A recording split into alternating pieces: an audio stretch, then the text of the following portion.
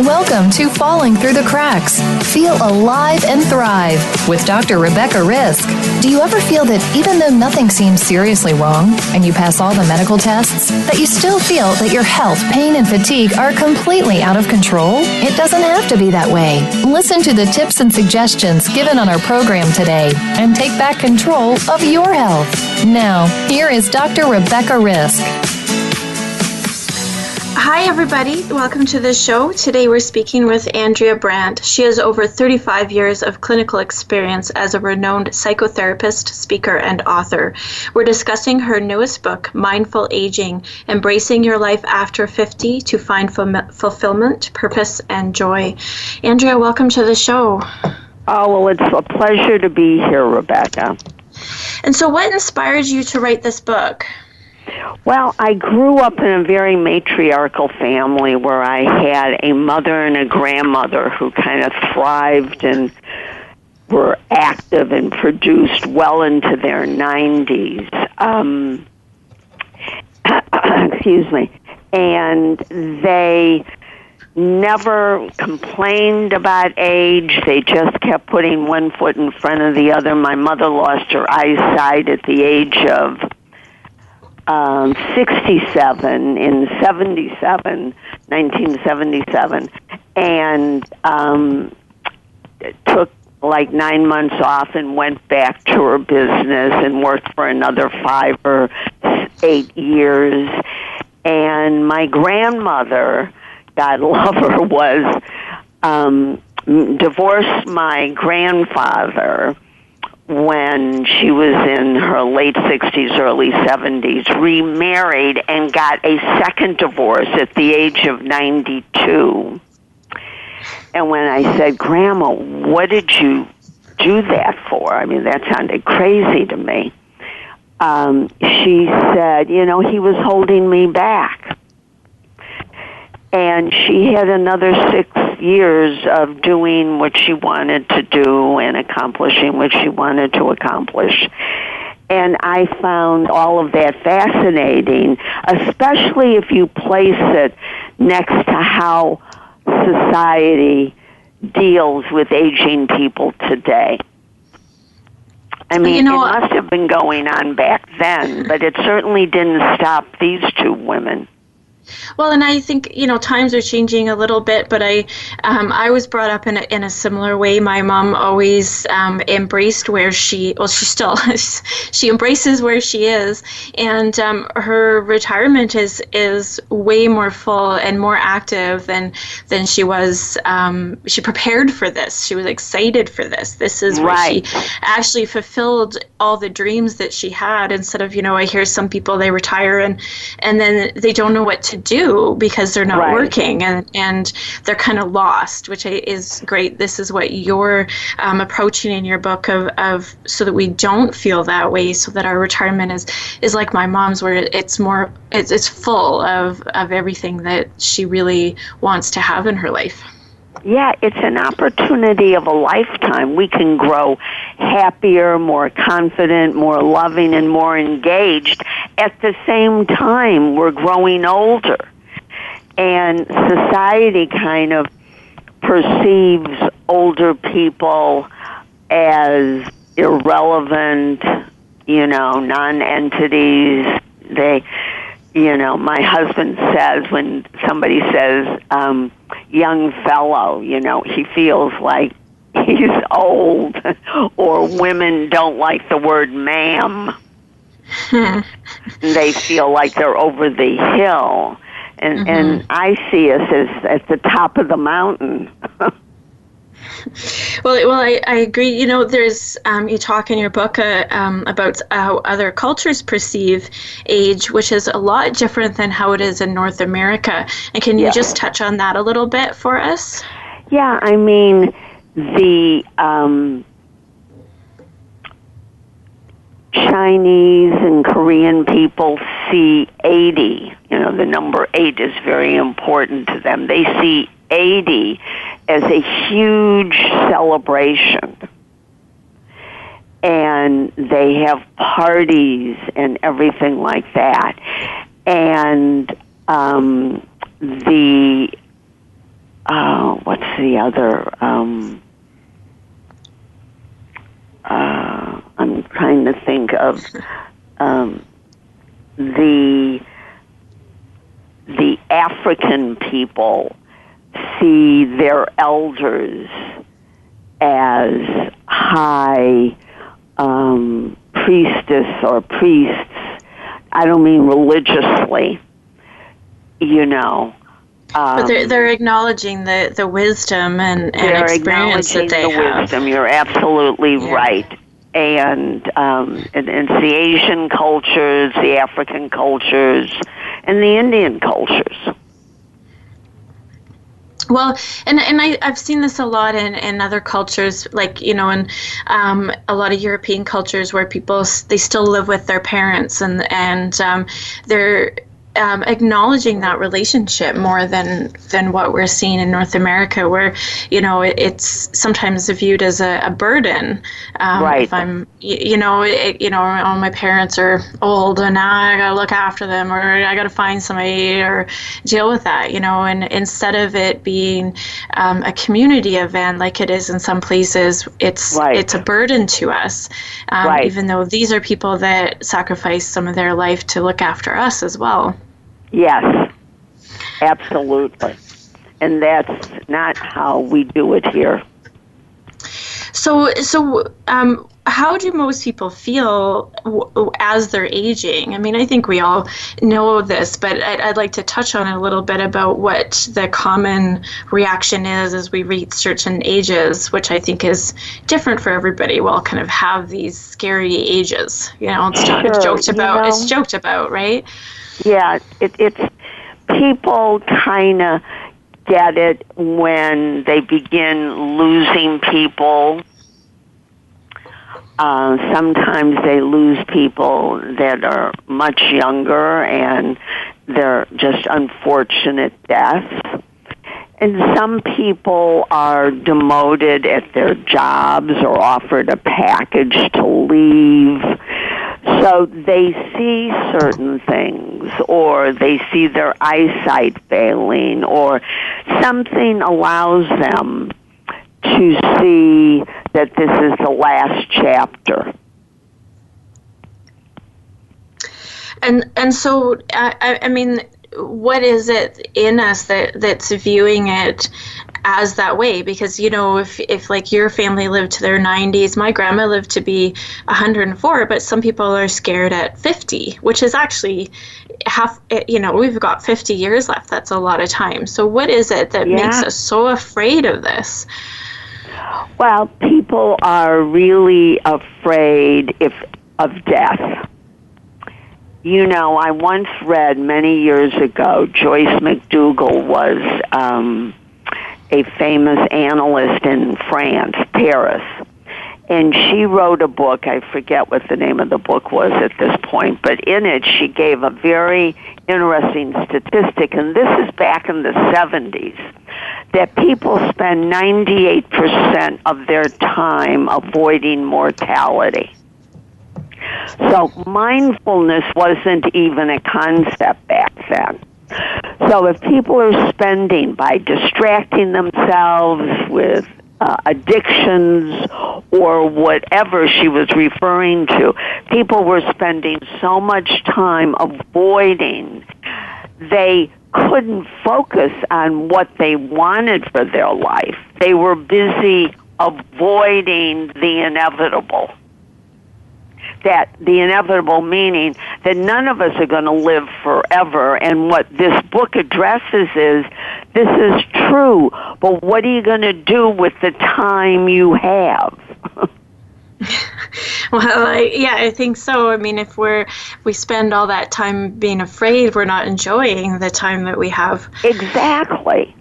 And I think it's so much, and I think that adds, because we're so frightened, it adds to some of the illnesses people get, and the fact that they don't have the life.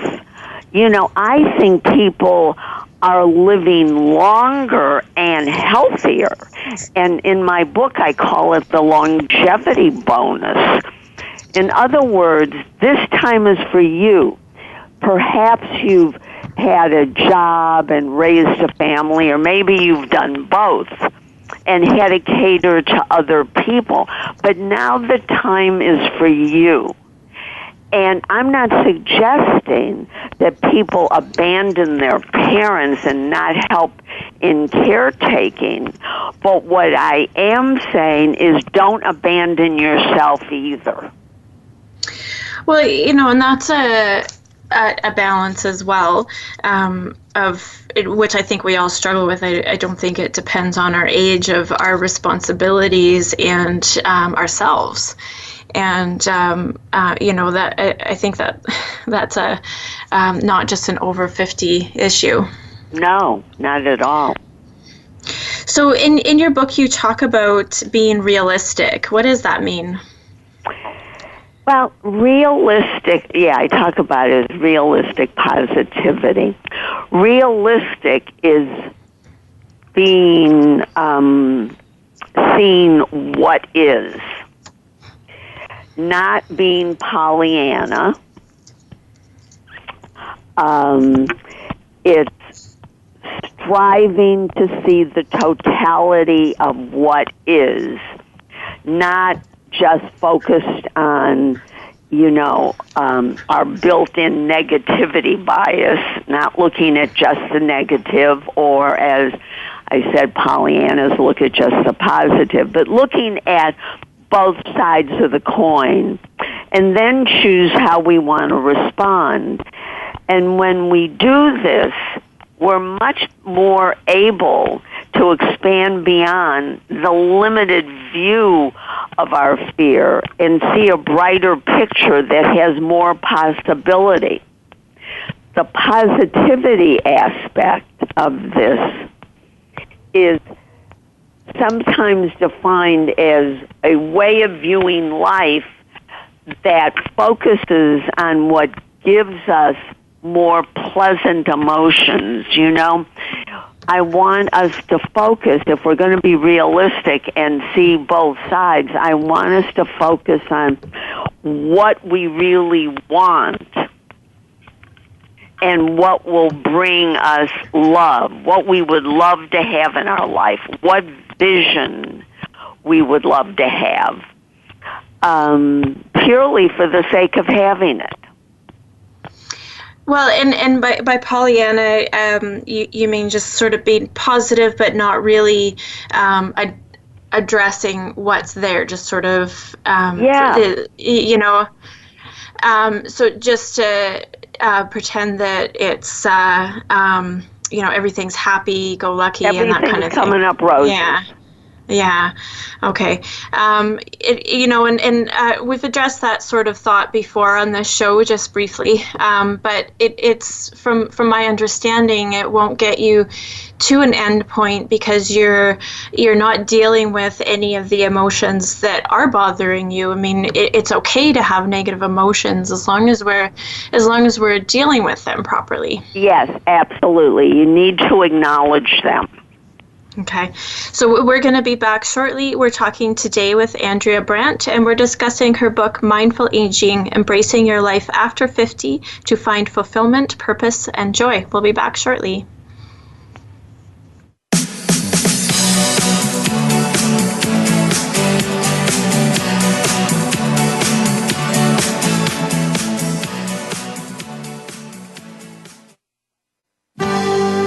Your life, your health, your network.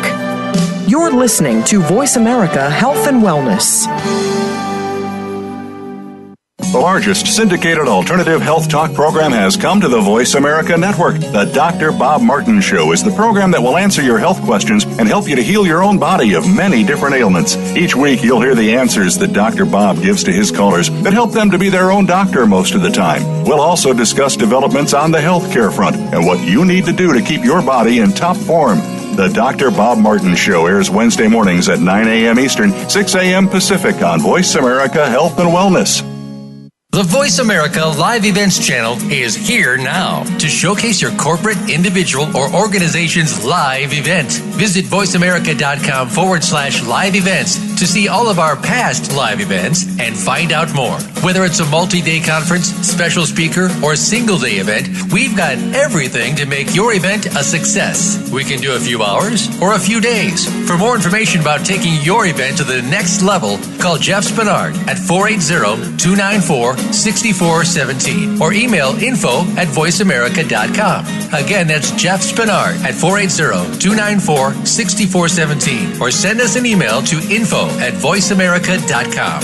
Voice America is where you are and where you want to be. Join us around the globe as we broadcast live from some of the most interesting events available. Don't forget to view all our live events, including on-demand access to past events that you may have missed by visiting voiceamerica.com/live events.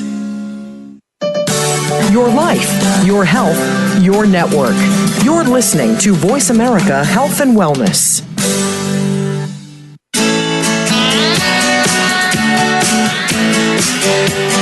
You are listening to Falling Through the Cracks with your host, Dr. Rebecca Risk. To reach the program today, please call in to 1-866-472-5792.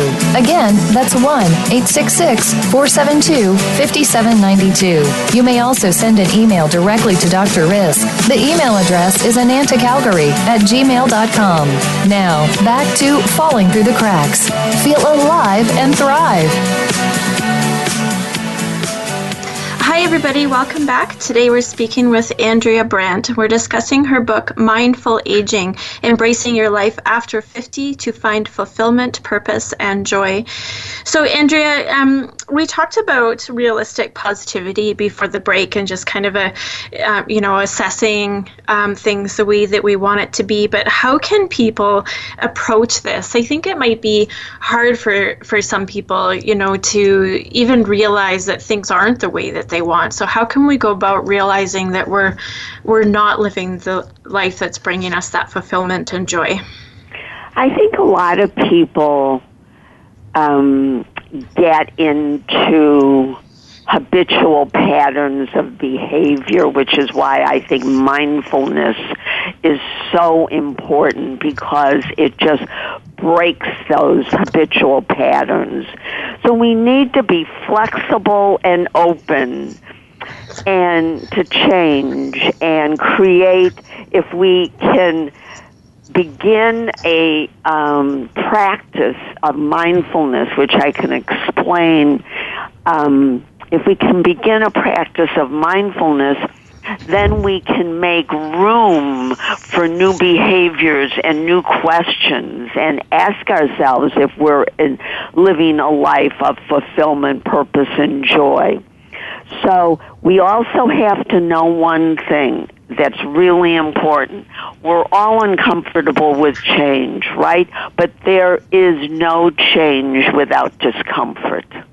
We're going to be uncomfortable. There's going to be pain. So can you explain what mindfulness is to us? Yes, mindfulness is purposefully following, dropping down into your internal self, slowing down and dropping down, being very quiet, sitting quietly, and making yourself aware of what's going on in your internal world in the moment. It is a non-judgmental process. That's the key word, non-judgmental. And Dan Siegel has a great acronym of qualities that you bring to mindfulness. The acronym is COAL. I'm not remembering what the C is. O is openness, A is attention, and L is love. Oh, God, why am I not remembering what the C is? It's terrible. That's okay. I think we get the point there. And I've actually, Dan Siegel was on the show earlier this year. And people are talking a lot about mindfulness, but I think sometimes it goes over people's heads about what that means, and just to take that moment to be aware even of just how your body feels that day. I get a lot of patients that come in and they can't even describe their pain to me, and that baffles me, that they don't know how their pain feels, but they're aware that it's there, but they can't even explain it. And I think this goes on all sorts of levels, not just this physical pain, but that we're not always aware of what's going on until we stop and ask ourselves and dig into those layers and say, what is happening with me? Well, what you're saying is exactly what his C is. His C, it just came to me, is curious. There we go. Yeah. There it is. It's curious, open, accepting, and loving. And those are the qualities that if we bring to mindfulness, it will give us more information about ourselves. Most people go through life in a trance, but if you're practicing mindfulness, you can't do that. You will become aware of what's going on in the present moment, because trust me, the present moment is fine. It's when people start futurizing that they get themselves in trouble, or they think of all the things they could have, should have, would have done in the past, and that gets them into tears and regrets and everything. But if you can stay in the moment, which mindfulness helps you, and all you need to do is 10 or 15 minutes a day of this, and you change your brain. So you said there's no change without discomfort. What sort of discomfort do people experience when they start just even to be mindful of what's going on in their lives? Exactly. But it's, so they see things that they weren't aware of, It reminds me of Socrates' old line, very old line. An unexamined life is not worth living. And that's what this is about. Seeing what's there, sitting with it, having feelings about it, expressing it if it needs to be expressed, releasing it if it needs to be released. And there's all, pain. I read in a great book recently, Bouncing Forward by Michaela Haas, wrote this book, and she said that pain is a catalyst for growth. So when we're starting to be mindful, when a lot of people go into their past, sometimes they come up with depression, or they feel shame, guilt, regret, and those are all things when they start to revisit those things, can start to affect them, and probably was affecting them, but they weren't dealing with the emotion. Now, some people would argue that that's too hard. So what do you recommend for people when those feelings start to come up, that they're like, well, every time I have this mindfulness, I feel this way? What steps should they take so that they can address those emotions to move past them? Well, I go on record with everybody saying that I am aware that I am asking them to do the antithesis of what we're brought up to do. We live in a pleasure-based society based on the pleasure principle.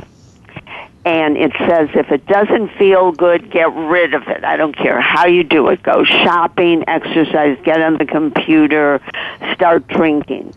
And I'm saying that is not going to give you a life of fulfillment, purpose, and joy. You have to sit with the feelings, and 5 minutes at a time will give you more information, and maybe pleasure. It's not all pain. Maybe pleasure. The unconscious doesn't say, oh, well, we'll get rid of the pain and just let them have pleasure, because the unconscious will take away the pleasure as well. So I suggest that they sit there and feel whatever it is that comes up. And that's what people are afraid of. They're afraid of feeling their feelings. But feelings never killed anybody. Feelings, sometimes not feelings, can create heart attacks and all kinds of things we don't want. But feeling our feelings, expressing them, because if we don't, they limit us from going forward, from moving forward. So, what happens if we don't have these awareness of of our feelings, and we don't spend the time, addressing these things?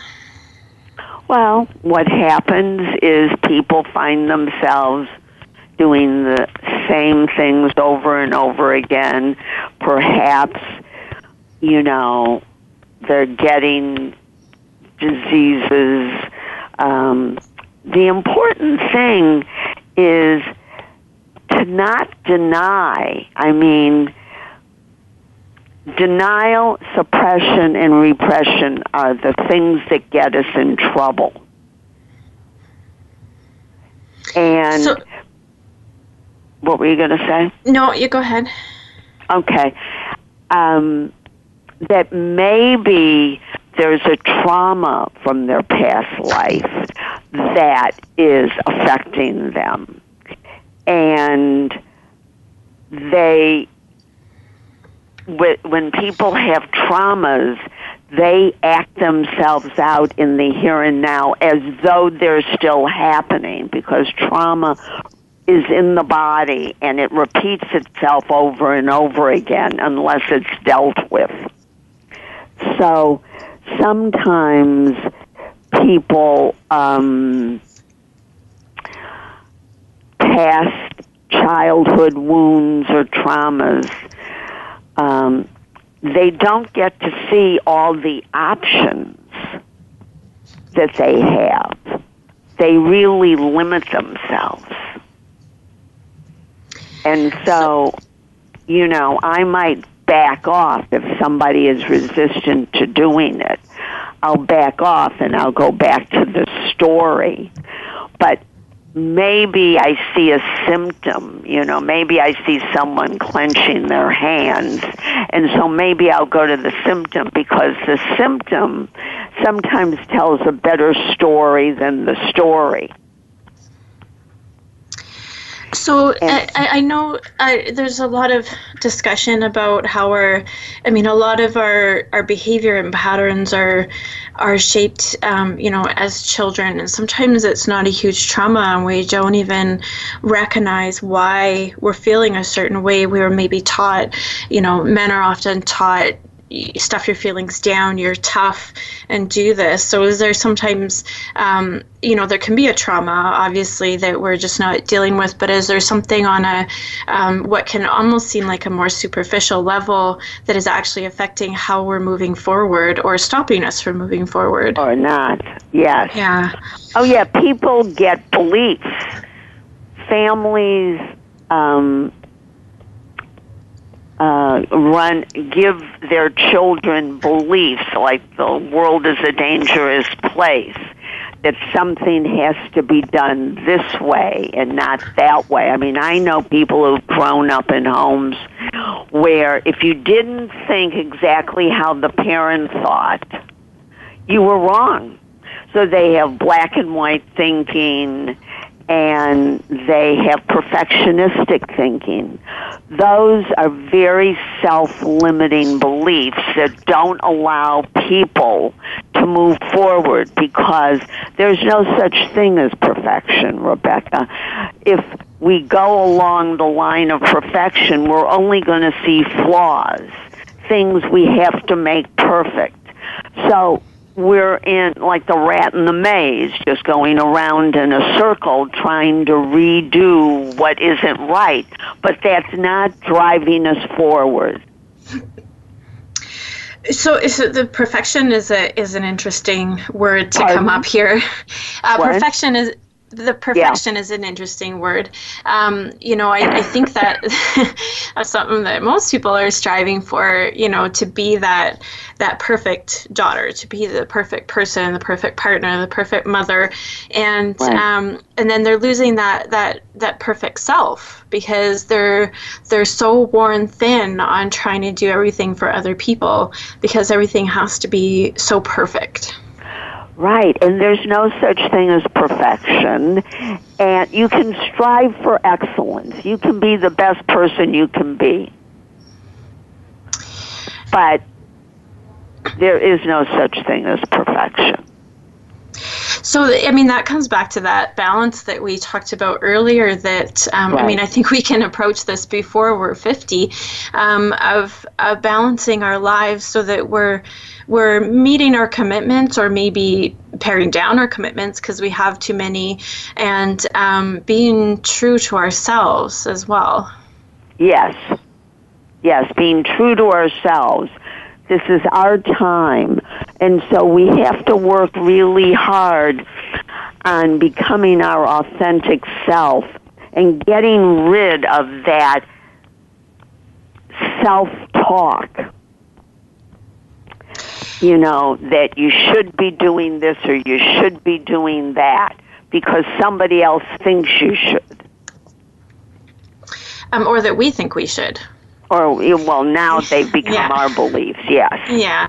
Yeah. So, one of the most common situations I see is women who come in who are like, they're working, they're the mother, they're the partner, they're the hub of the family. That is still true today, that women are trying to keep everything together, whether their partner is helping or not. They have this sense of responsibility still that's probably passed down to them, even though the roles have changed. And they tell me that they just can't even take 10 minutes for themselves at the end of the day because there's too much that they have to do. And, that's sad to me because why wouldn't you want to take that time for yourself so you can continue to charge yourself to be that hub? Right, exactly. No, I agree with you. So one thing that you also talk about is attachments. So what is that all about? Oh, the attachment is the brainstorm of John Bowlby. He talked about the attachment system where the baby needs to be attached, chooses a few precious people that they feel really attached to. And the attachment bond is really important. And that's when the mom gets down on the floor and plays and goos and coos with the child. And when the mom isn't there, when the child wants them to, you see the strength of the attachment because the child will have a meltdown. And what I talk about is that it's kind of like what Ed Tronick calls the good, the bad, and the ugly. The good is when that's working beautifully and the mom and dad are in sync with the child. The bad is when they're not there when the child needs them, but they return and the child is brought back online, if you will, and they're back in sync. The ugly is when there's no chance for repair. And, pardon? It's okay. Just keep going. There's no chance for repair between the child and the mother, and we call that an attachment wound that the child carries through his or her life. And it creates a lot of problems, and they grow up feeling like if I was taller, smarter, cuter, more of something than they were, they would have been able to get mom and dad to love them. So I want to talk about this more after a break. We'll be back shortly. We're talking today with Andrea Brandt. She has 35 years of clinical experience as a renowned psychotherapist, and we'll be back shortly.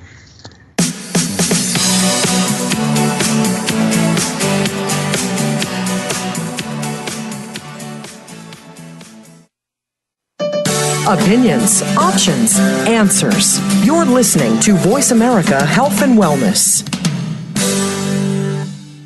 Take us on the go. It's even easier now. The Voice America Talk Radio Network has launched our mobile app for iPhone, Android, or BlackBerry. Visit the Apple iTunes App Store, BlackBerry App World, or Android Market to download the app powered by Aircast. It's free and no registration is necessary. In minutes, you could be enjoying your favorite Voice America Talk Radio host, no matter where you are, in the car, out and about, while traveling, or anytime you can't be close to your computer. Catch up on the archives you've missed or discover new shows on the spot.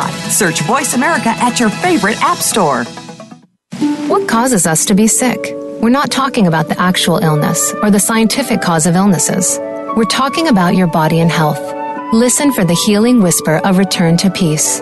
Each week, host Dr. Marianne Chase shows you how to listen to your heart to identify poor health, stress, and disease. You'll learn how to heal energetically and spiritually as well as physically. It's time to depend less on the drugs and more on the heart. The Healing Whisper airs live every Friday at 11 a.m. Eastern Time, 8 a.m. Pacific on Voice America Health and Wellness. Opinions, options, answers. You're listening to Voice America Health and Wellness.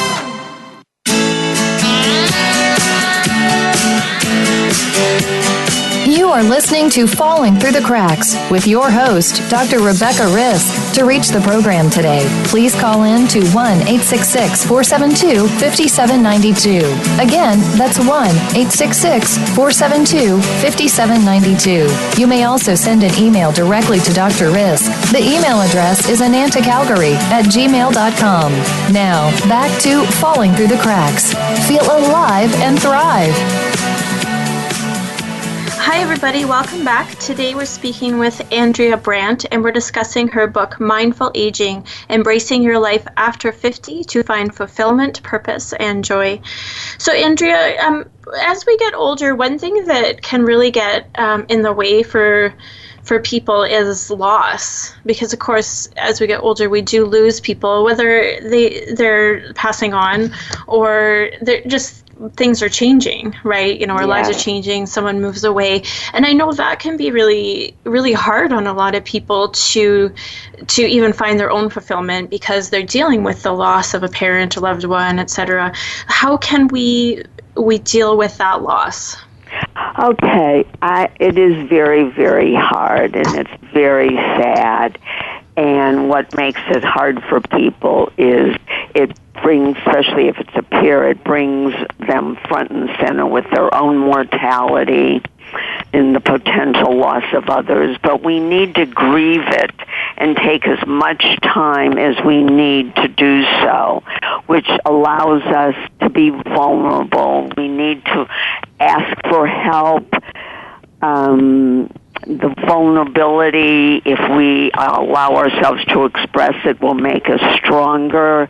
This is when having a community of friends and other people around us is so important. And if we have a spiritual perspective, that will also help.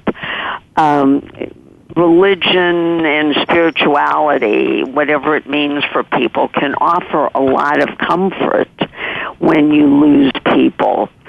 And you can tap into that side of yourself, or maybe have other people open up about theirs and share that with you.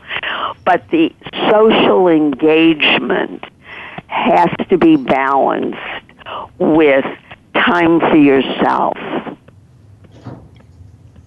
You cannot treat isolation with loneliness. So no, you can't treat loneliness with isolation. I said it backwards.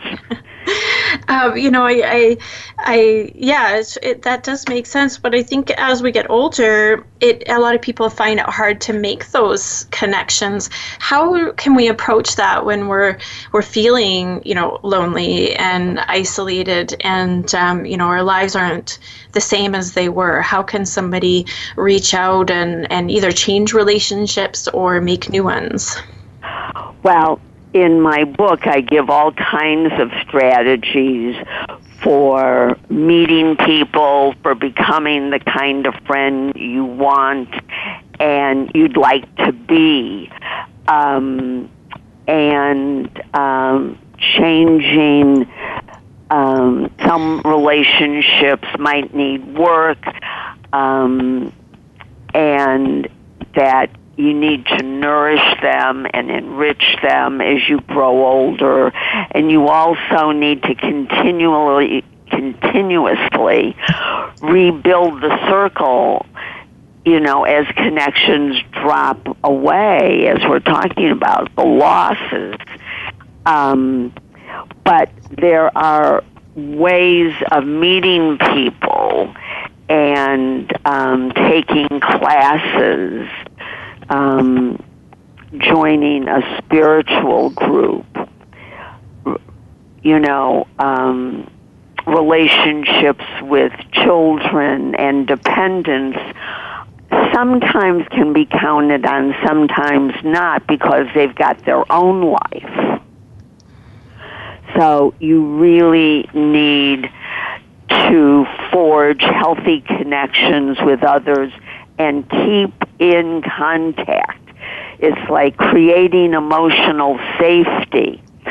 And, one of the things people 50 and older really need to do, I see this on a daily basis, they need to learn how to have and address conflict in a spirit of connection and love. People are terrified of conflict, but my experience is that if you approach it from a place of goodwill and love, it can make a relationship stronger. So, when we're getting older, I mean, all these things are changing in our lives, and we've touched on all of them. I mean, we're physically not feeling the same, and we're emotionally, things can change, or people can leave our lives in some way or another.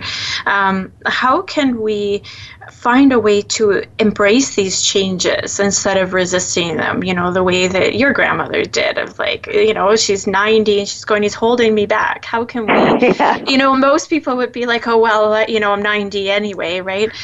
Which would be probably what you were thinking when you approached her. So how can we, look at our lives and make this what we want? Well, I think we have to look at what is, but we also have to ask what could be. It's really, important to think of it as today. It's really. If you'll indulge me here, I just want to read the last line of my book.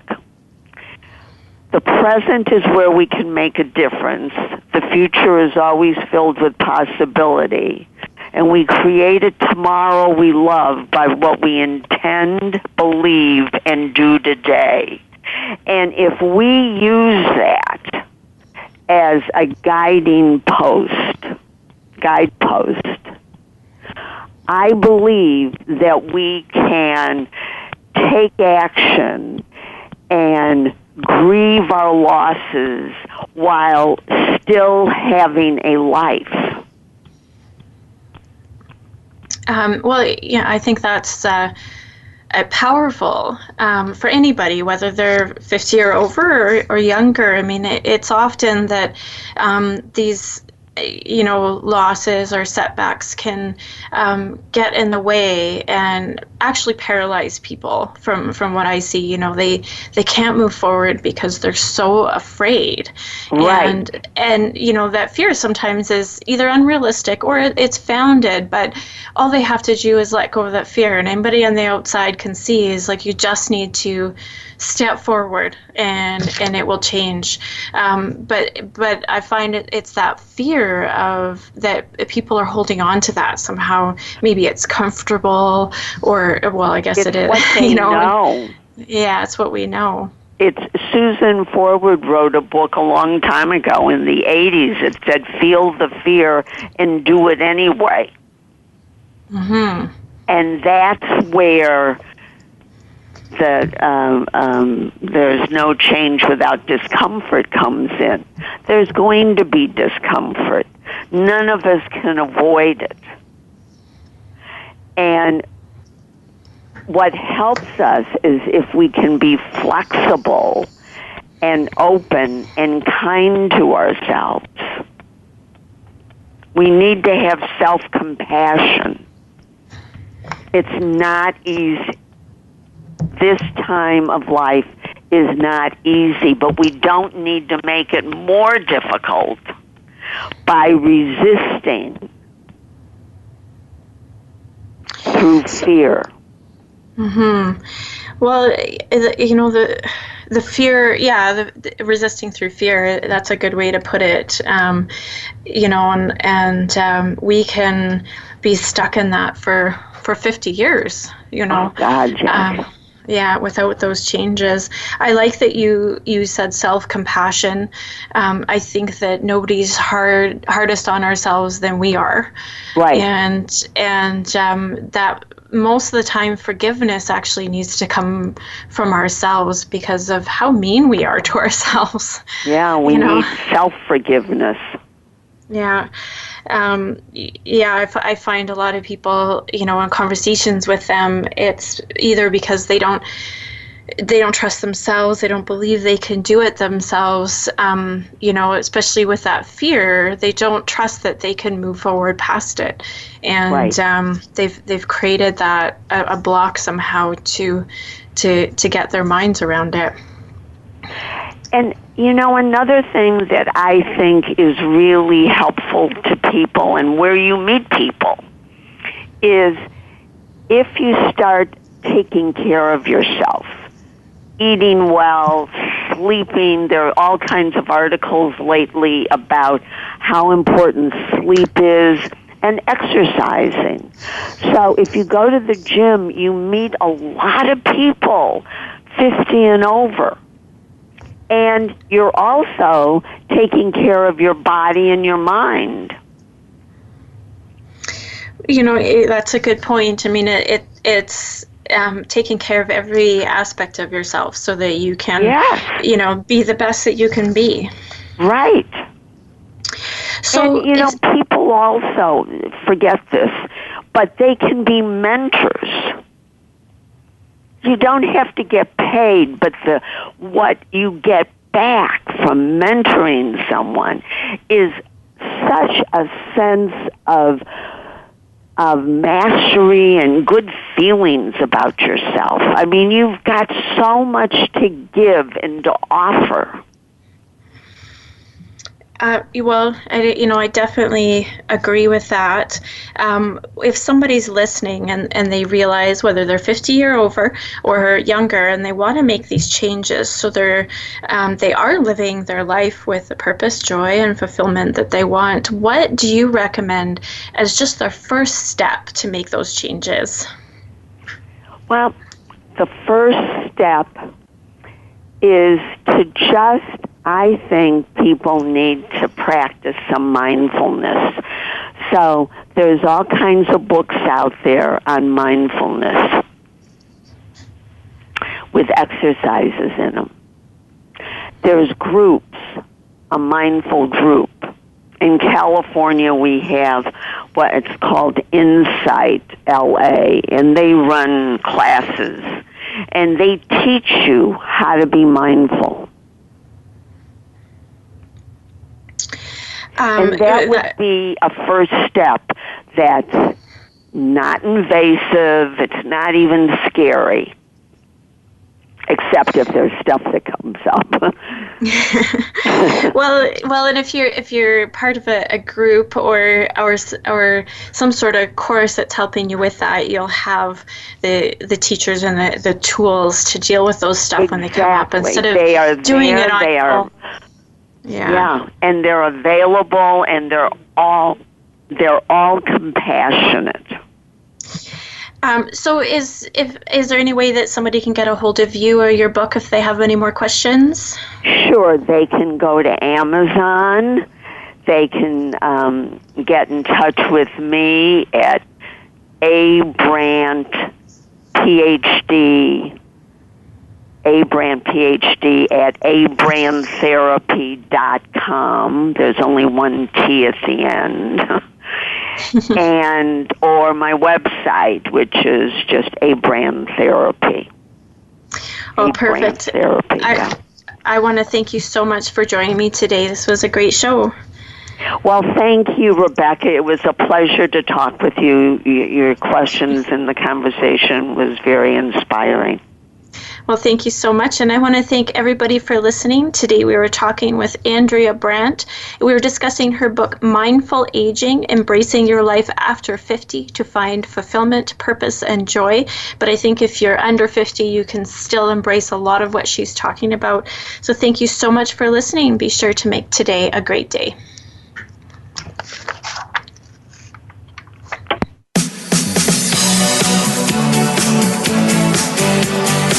Thank you for tuning in to this week's edition of Falling Through the Cracks. Feel alive and thrive. Please join Dr. Rebecca Risk again next Monday at noon Eastern Time and 9 a.m. Pacific Time on the Voice America Health and Wellness channel. We'll talk more next week.